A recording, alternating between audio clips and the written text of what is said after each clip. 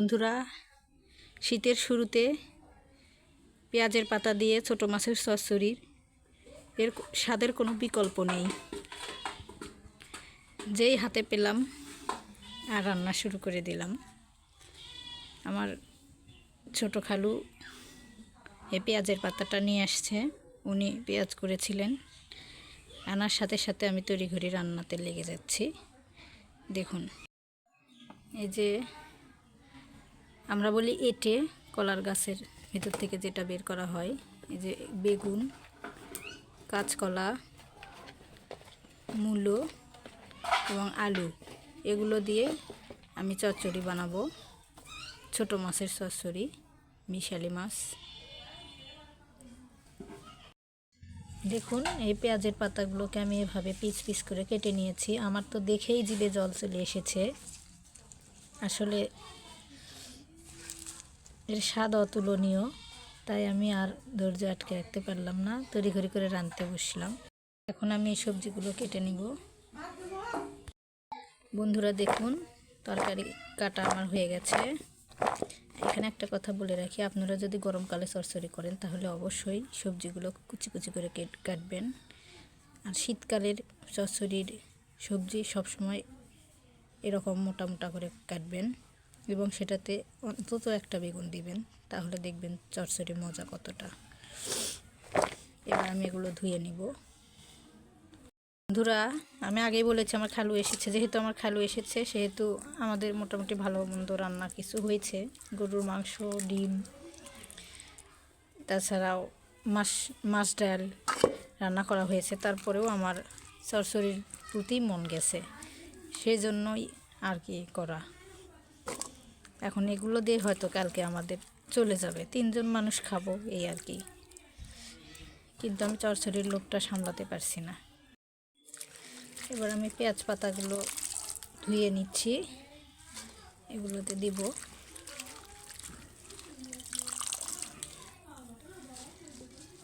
আপনারা যদি খেয়ে থাকেন তাহলে অবশ্যই বুঝবেন এর স্বাদ, আর যদি না খেয়ে থাকেন তাহলে অবশ্যই আমি বলছি আপনারা এই খাবারটা একবার ট্রাই করে দেখবেন। 3টা ছোট সাইজের পেঁয়াজ দিচ্ছি। নতুন পেঁয়াজি এই পাতার সাথে ছিল, যদিও পাতা দিলে পেঁয়াজ না দিলেও চলে, আমি দিয়ে দিলাম আর কি। কাঁচামরিচ কুচি, নুন, হলুদ, তেল, আমি এটা মাখিয়ে নেব। মনে হচ্ছে পাতিল ভরে গেছে অনেকগুলো, কিন্তু মাখলে দেখবেন কতটুকু হয়ে যায়। মাখতে মাখতে কতটুকু হয়ে গেছে, আরও মাখবো, আরও অর্ধেক হয়ে যাবে।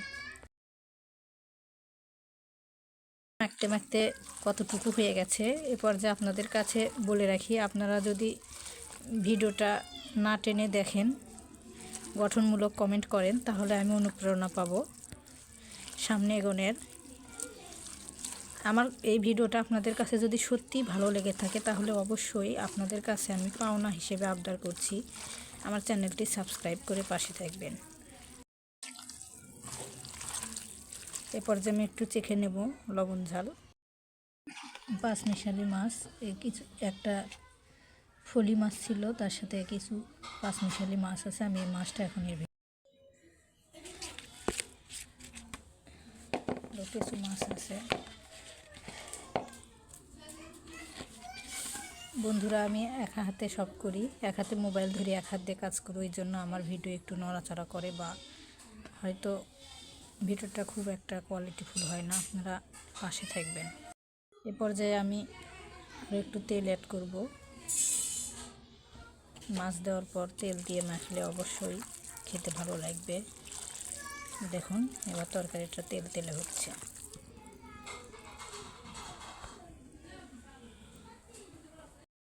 কত সুন্দর তেল তেলে হয়েছে তেল দেওয়ার পর। আপনারা অনেকে কাঁচা মাছের তরকারি করা দেখে হয়তো বা কেমন জানি মনে করেন, যারা খাননি তারা এর মজাটা বুঝবে না। অবশ্যই আপনারা যদি কখনো কাঁচা মাছের তরকারি এভাবে হাতে মাখানো না খেয়ে থাকেন তাহলে অবশ্যই চেষ্টাটা করবেন। এখন আমার মাছ দিয়ে তেল দিয়ে মাখিয়ে নিয়েছি, কত সুন্দর হয়েছে।